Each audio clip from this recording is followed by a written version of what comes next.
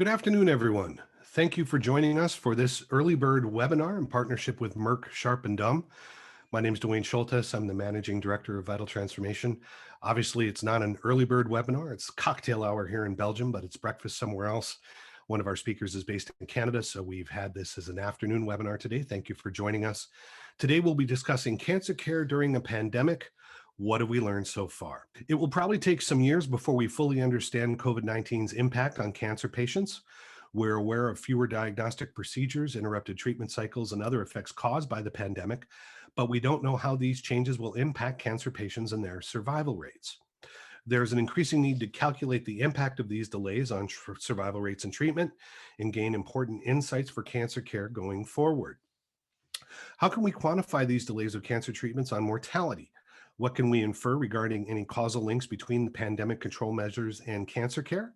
How can patients and healthcare professionals and policymakers help minimize delays in cancer treatment while dealing with the pandemic? And I'm very pleased today to be joined by two exceptional speakers who I'd like to introduce you to now. Firstly, I'd like to introduce you to Dr. Tim Hanna from Queen's University in Canada. Tim, thank you for joining us today. How are you? I'm really well. Thanks, Dwayne. Thank you for inviting me. Thanks for being here, Tim. And I'd also, closer to home, like to invite and say hello to Dr. Ajay Agarwal from the London School of Hygiene and Tropical Medicine. Ajay, thank you very much. Pleasure. Hello, everyone. So, Tim, you published an article in Nature quite early in April on the precautionary principle and some of the impacts on COVID-19 on cancer treatment. Can you give us some of the key research questions that you had, as well as some of the elements and key findings that you found in the study? Right. So the work that we published was basically a comment on how we could prioritize cancer treatments for people with cancer when we were in the midst of the pandemic and faced with different levels of resource constraint. We were just starting to be hit by the pandemic in Canada at the time, and we started to realize that some hard choices might have to be made about who gets treatment and when and what.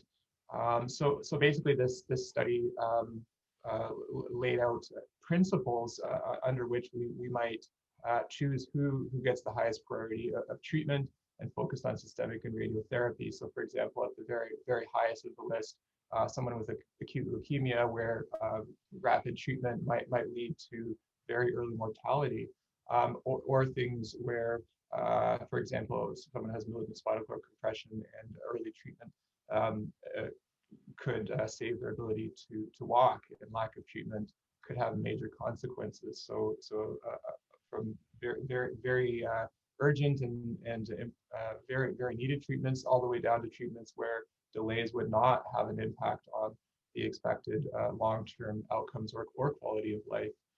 And so the principles we laid out there really they remain true throughout the pandemic, and we emphasize the importance of patient factors, disease factors, and local resources and capacity to treat people, and the importance of what's called the precautionary principle. So this idea that when the scientific evidence is plausible but not certain, that harm could result to people, for example, with delaying cancer treatment. Even if we don't know that for absolute sure, we need to act with caution in order to minimize the risks and potential harms to people, and that was very important throughout the pandemic.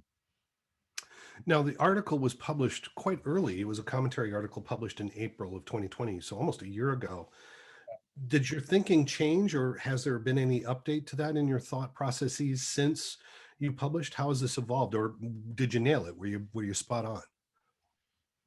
I have to say we don't have any regrets from what we and really, we did consider that that things could evolve and our thinking would evolve, but I think what was important is that we stuck to high-level principles, and we're not overly prescriptive. So we did not say that that indication X for cancer B had to fit into priority level 3. We just said, as you develop your own local prioritization, these are principles that you should stick to. So I think the one thing that maybe in retrospect, I wish we would have done is to focus more on surgery, because ultimately delays in cancer surgery became a really big deal as the pandemic evolved.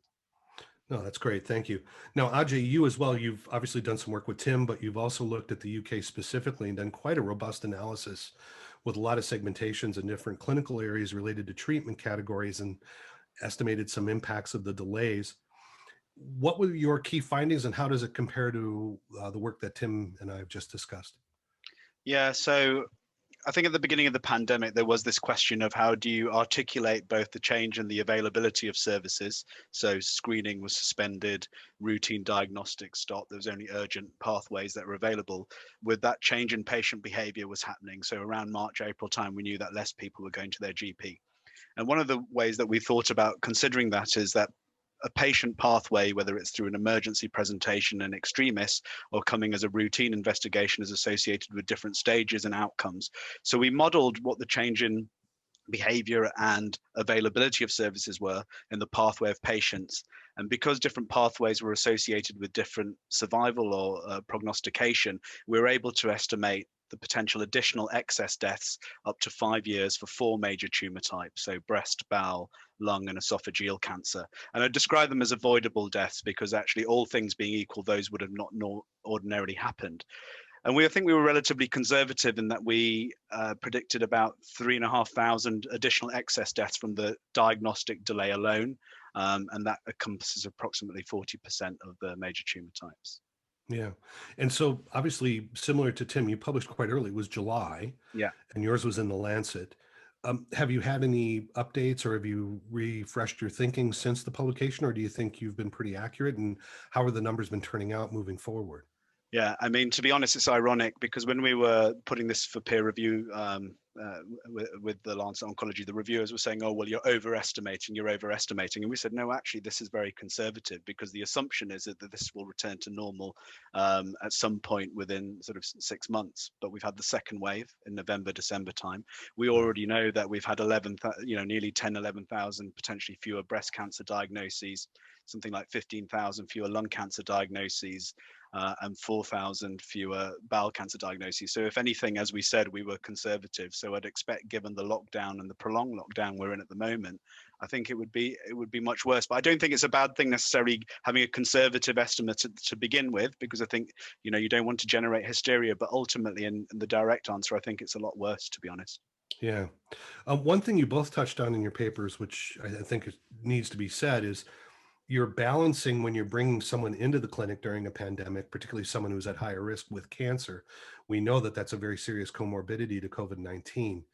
How are you judging and making that determination when you're going to risk the patient, to pull that trigger and say, okay, we need you to come in and expose them potentially to the pandemic? When do you make that call, Tim?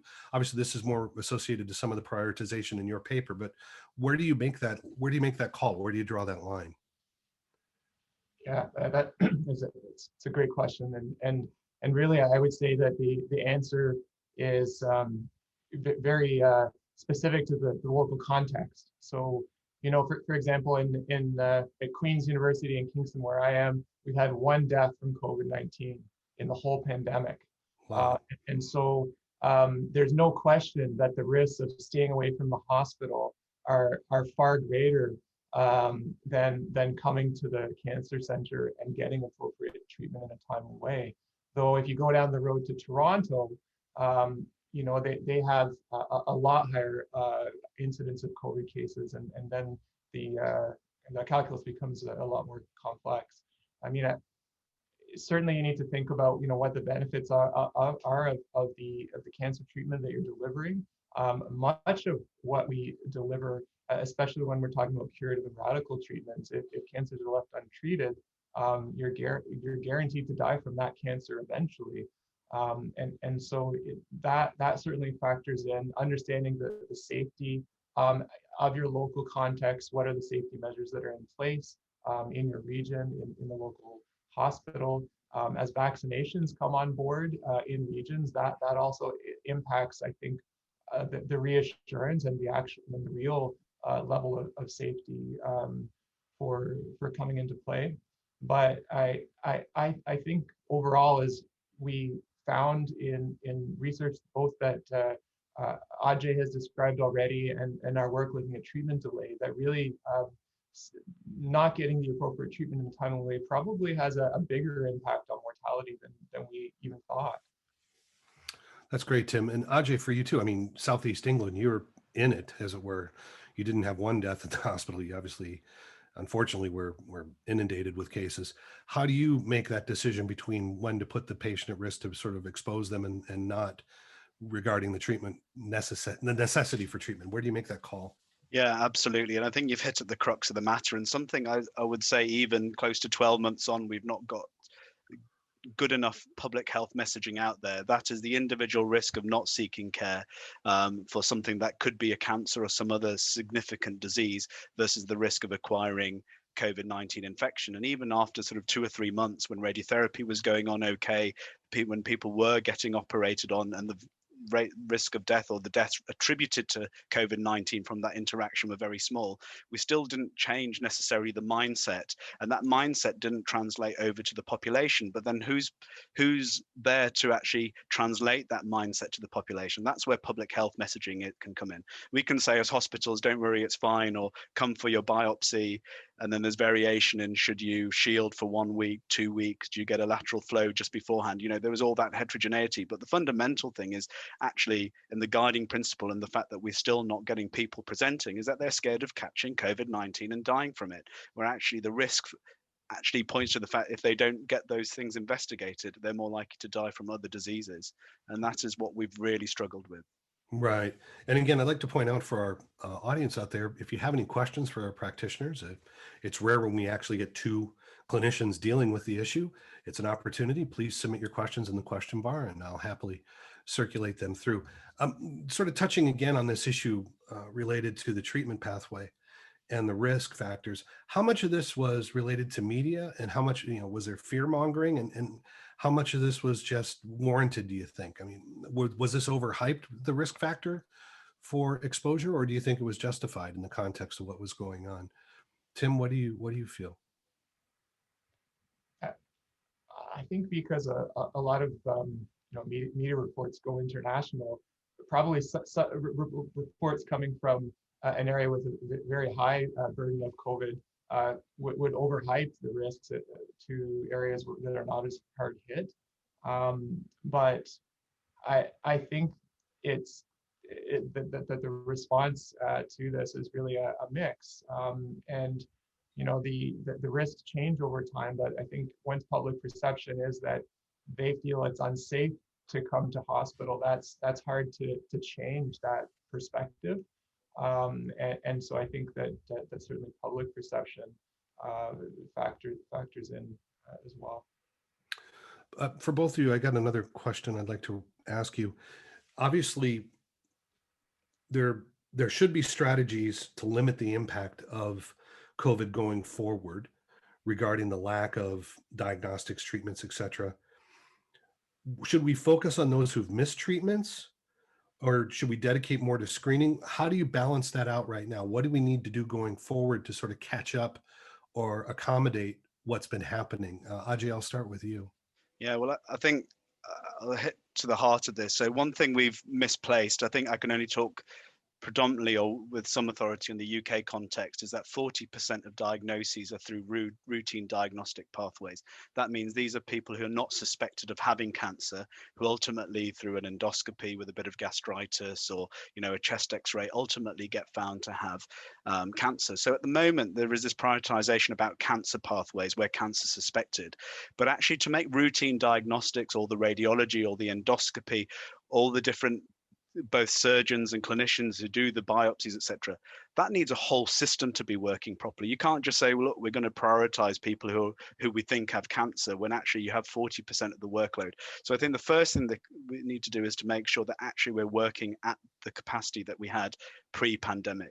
because that is where a number of patients would be diagnosed or potentially missing, because otherwise they'll come as emergency presentations, which is worse prognosis.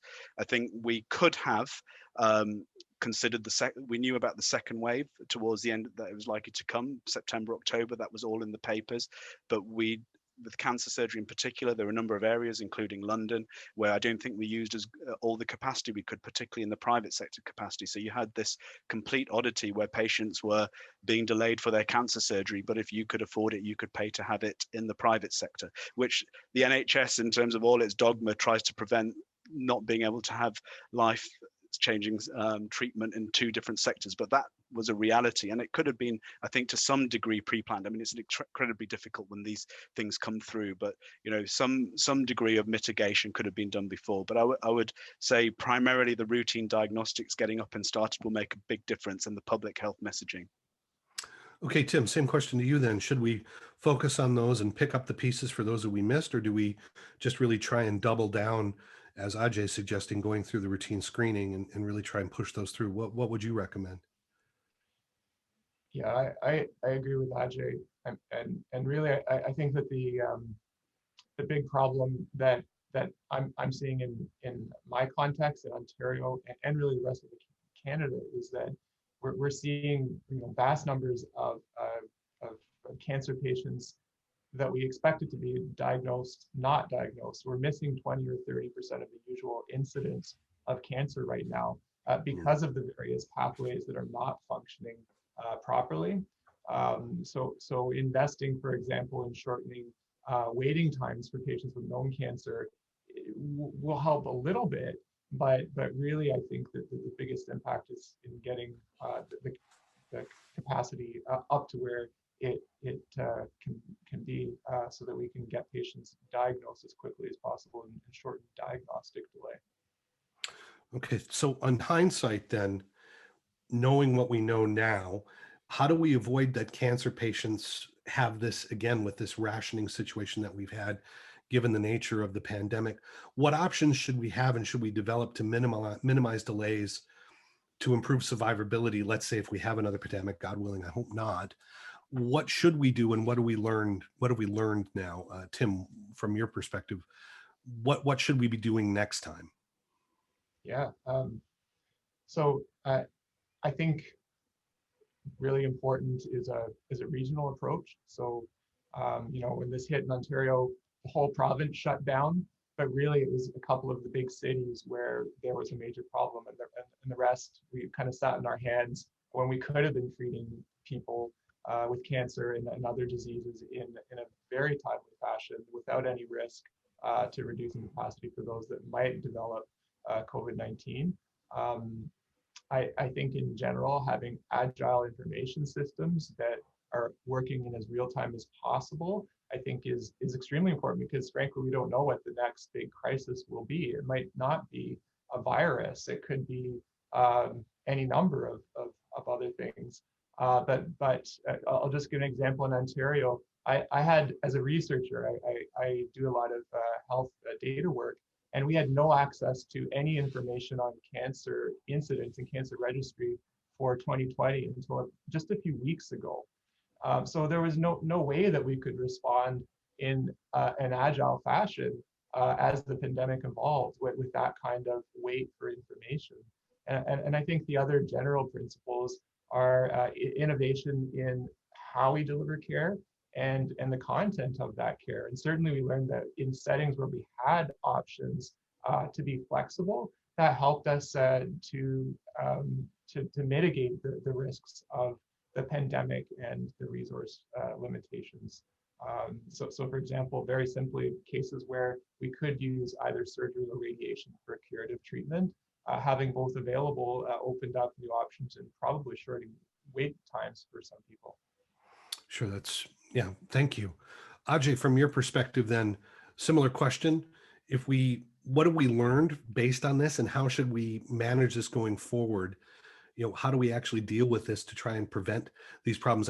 What Tim touched on, sort of individual aspects of this and systemic aspects. If you could do the same, that'd be great.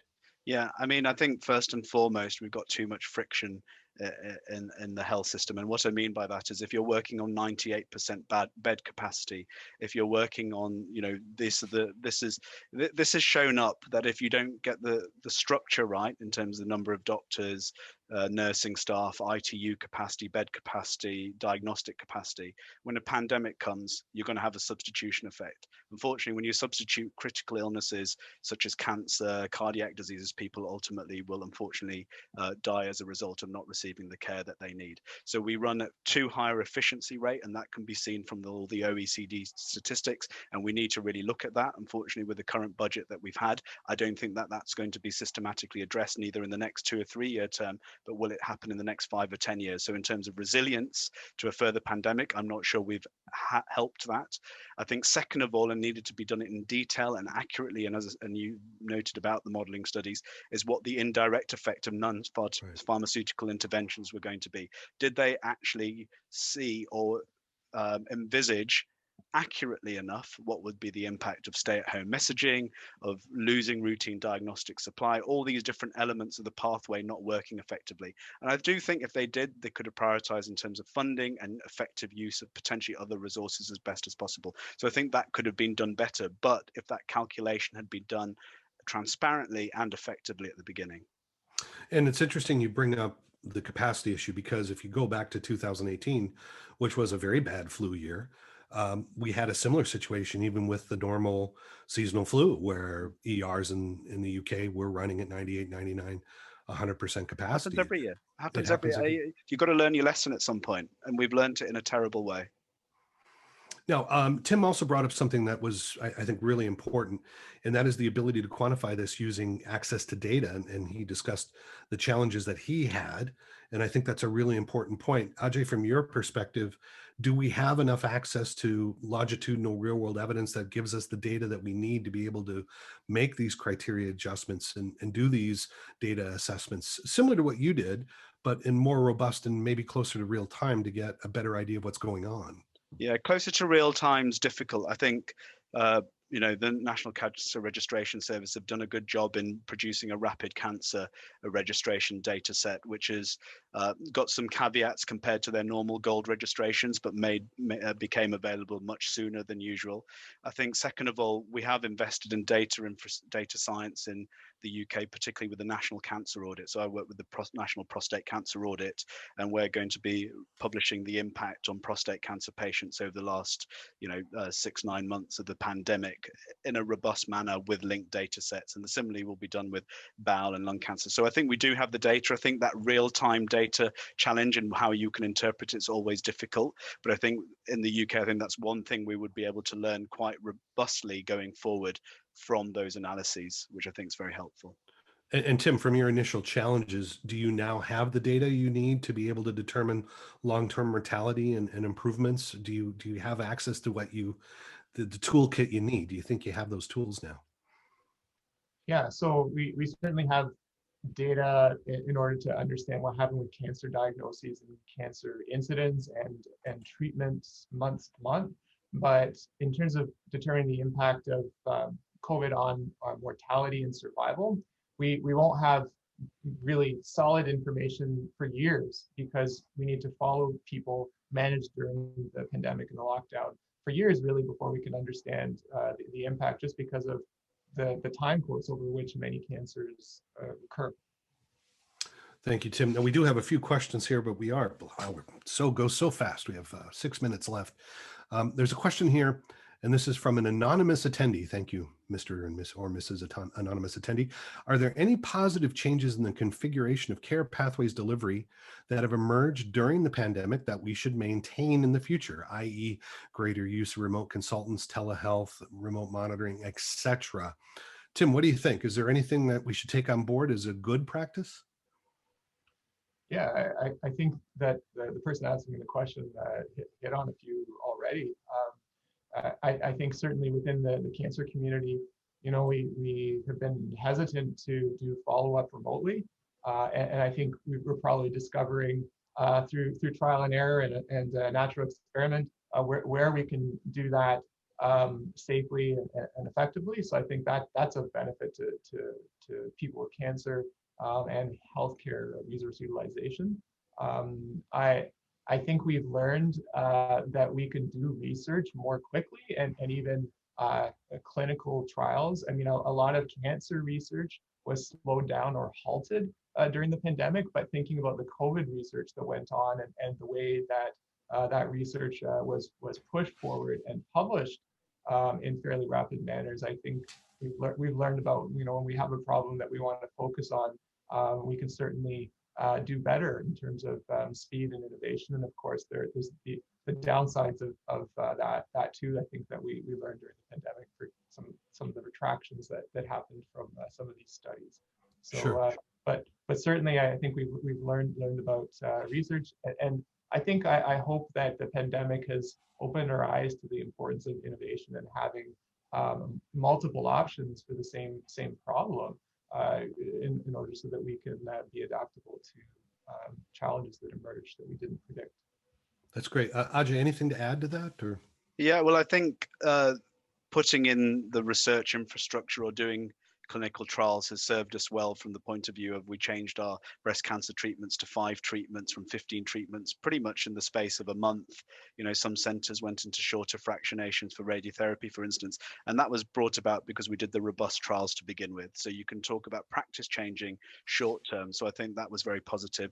I think in terms of remote working, I think it's a positive, but I don't think we've evaluated it fully, the use of what the patient experience is, what was their outcome, because, I think I can understand why there's less review of patients, but ultimately, if someone's ringing up their primary care practitioner with pain in their abdomen or some problem, if someone doesn't put a hand on it, you're going to miss a lot of things rather, ultimately. And also you can see that in sort of in an oncological service, if you don't see someone and you're constantly making risk management, they might then end up coming to emergency care with a worse problem. So there is a balance to be had, and I hope we take the time to evaluate it formally to see where it works for some and where it doesn't for others. But I think overall, our embracing of technology has been a positive.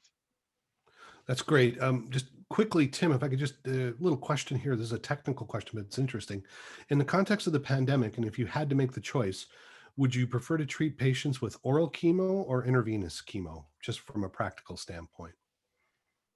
Yeah, that's really a question that totally rests in the details. So, Sure. for example, what is the toxicity of the oral chemo or systemic agent versus the IV? Are we comparing oral drugs to immunotherapy?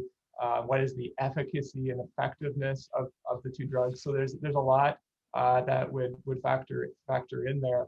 But certainly, I think oral drugs are very attractive.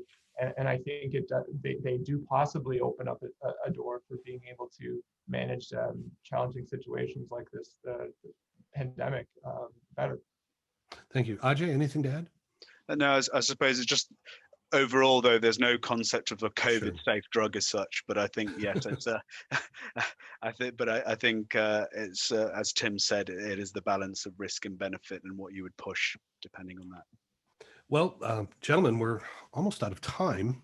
Unfortunately, it's boy, it goes so fast. I do have one question I'd like to ask you.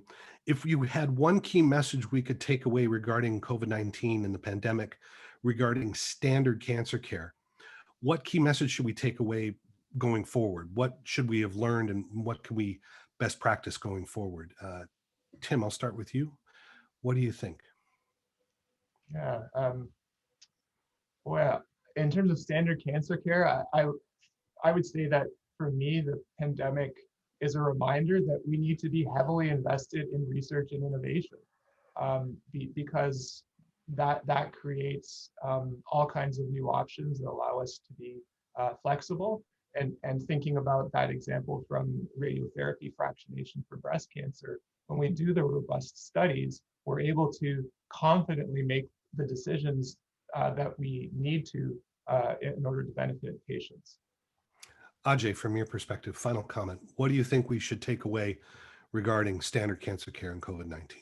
let's not be complacent about it. The bread and butter, early diagnosis, good effective biopsies and staging, and early initiation of treatment, hopefully for many in the curative setting, and then needing good quality surgery and radiotherapy and adjunctive treatment, systemic treatments, which are evidence-based. And I think we have got complacent in the sense of those were sacrificed to some degree because we had, or compromised because we didn't have sufficient capacity. So I think just we need to make sure the essentials of cancer care are drilled down and always available. That's great. Gentlemen, thank you very much. Ajay, thank you for your time. Pleasure. Tim, thank you for your time. The audience, thank you for your participation. And we look forward to having you at our next Early Bird webinar. Good evening, everyone. Have a good day. Bye-bye. Thank you.